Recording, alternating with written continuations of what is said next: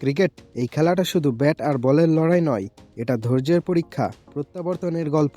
আর এই খেলার মঞ্চে এমন কিছু কাকতালীয় ঘটে যা সবাইকে অবাক করে দেয়।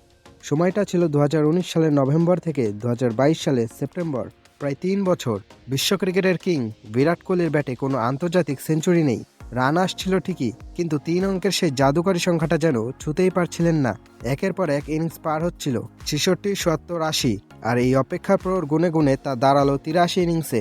সমালোচনার ঝড় উঠেছিল, কিন্তু বিরাট ফিরলেন 2022 এশিয়া কাপে আফগানিস্তানের বিরুদ্ধে সেই বহুল প্রতীক্ষিত ৭১তম আন্তর্জাতিক সেঞ্চুরি, যা ছিল 83 ইনিংসের দীর্ঘতম অপেক্ষার পরিসমাপ্তি।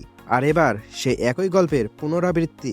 এবার নায়ক বাবর আজম, আধুনিক ক্রিকেটের অন্যতম সেরা ব্যাটার, 2023 সালের আগস্টে নেপালের বিপক্ষে সেঞ্চুরি পর যেন তার ব্যাটেও নেমে এসেছিল খরা। তার ব্যাট থেকে আসছিল গুরুত্বপূর্ণ সব হাফ সেঞ্চুরি, কিন্তু সেঞ্চুরি, সেই কাঙ্ক্ষিত সেঞ্চুরিটা অধরা ছিল। সময় গড়িয়েছে, আর এই অপেক্ষার ইনিংসের সংখ্যাও বাড়তে বাড়তে কাকতালীয়ভাবে এসে দাঁড়ালো 83।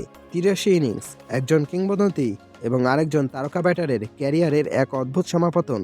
এই 83 ইনিংসের খরা কাটিয়ে অবশেষে বাবর আজম সেঞ্চুরি পেলেন শ্রীলঙ্কার বিপক্ষে ওয়ানডে সিরিজে।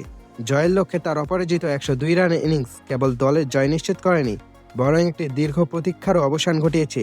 সেঞ্চুরি পর তার উদযাপন যেন বলে দিচ্ছিল ঠিক কতটা স্বস্তি এনে দিয়েছে এই 3 অঙ্কের স্কোর। কোহলি যখন তার কঠিন সময়ের মধ্য দিয়ে যাচ্ছিলেন, তখন বাবর আজম একটি অনুপ্রেরণামূলক বার্তা দিয়েছিলেন, এই সময়টাও কেটে যাবে।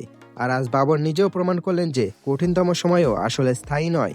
এই সেঞ্চুরিগুলো কেবল ব্যক্তিগত অর্জন নয়, এটা সেই বার্তা বহন করে যে সেরা খেলোয়াড়েরা কখনোই হাল ছাড়েন না, তারা বারবার ফিরে আসেন। ক্রিকেট মাঠের এই অদ্ভুত মিল, 83 ইনিংসের পর দুই মহাতারকার প্রত্যাবর্তন, প্রমাণ করে যে আন্তর্জাতিক ক্রিকেটের শীর্ষ স্তরে টিকে থাকা কতটা কঠিন। ফর্ম সাময়িক হতে পারে, কিন্তু ক্লাস চিরন্তন।